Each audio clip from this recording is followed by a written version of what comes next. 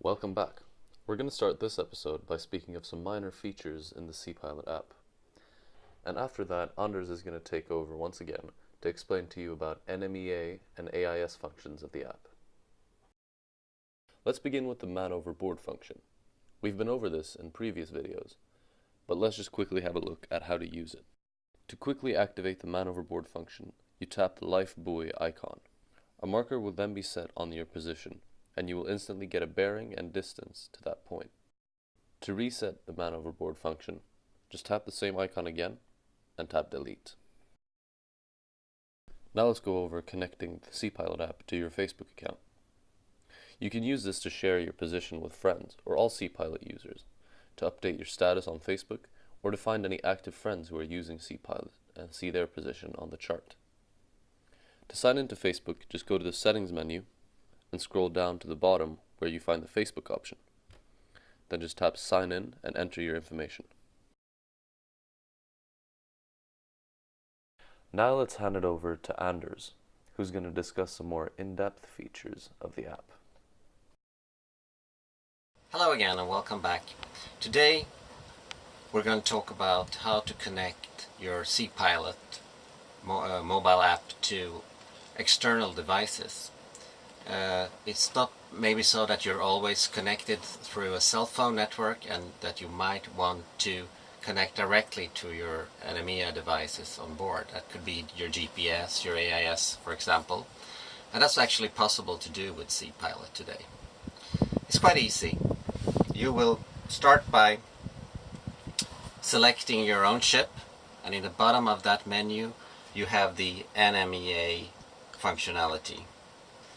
You switch NMEA functionality on, and then you have to select your host and port. Host meaning an IP address, and that's normally provided by the manufacturer of your connecting device. It could be a multiplexer, it could be a router, for example, and also a port, and possibly also a username and a password. On board this boat, we have a multiplexer from Ship Module, which does not provide functionality as it's set up today for a username and a password. So we purely have to put in the username or the host, IP address, and the port, and then we need to select what type of devices we want to connect. On this ship we have a GPS sensor, we have an AIS, and we also have a GPS compass that we can connect and get heading. And that's basically how to do it. Quite easy. And after doing it, we can see that we now get data from our AIS and from the GPS. So we will have a position, and we will have AIS targets provided directly from the AIS on board. And we click on the target and we get the AIS data up.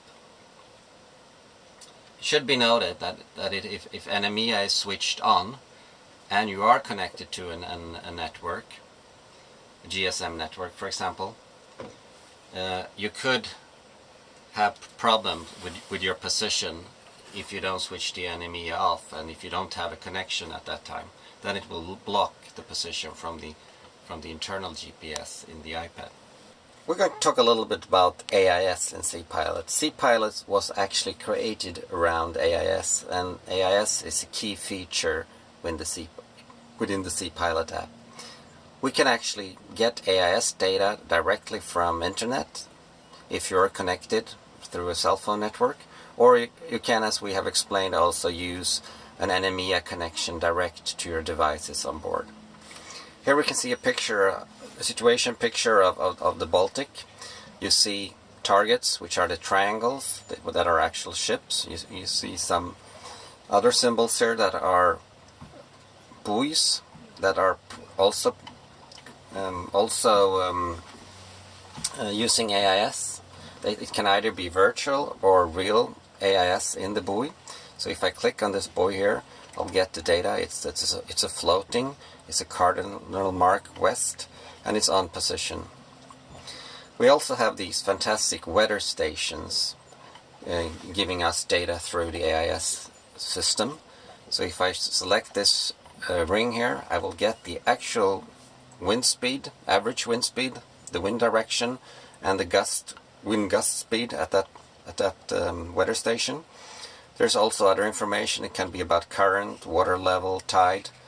In this station we also have air temperature and air pressure, and the tendency for the air pressure, and also humidity. Some stations have a sight, how the visibility is, and we can look here inside Stockholm on another weather station that will provide us also with the water level, if it's above or below standard water level, and the tendency for the water level.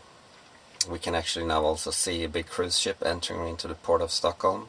If I click on that target, I will get the data of the ship, which is the Princess Anastasia. It's a passenger ship, 177 meters times 29, on its way to moor into the port of Stockholm. So AIS is really a key feature of Seapilot, and it provides a presentation and everything according to standards for electronic navigation. That's basically what we're going to talk about today. Good luck. That marks the end of this episode. In the next one, Anders will return and discuss weather routing, which is a great feature to know how to use, especially if you're a sailor. So return for that next time.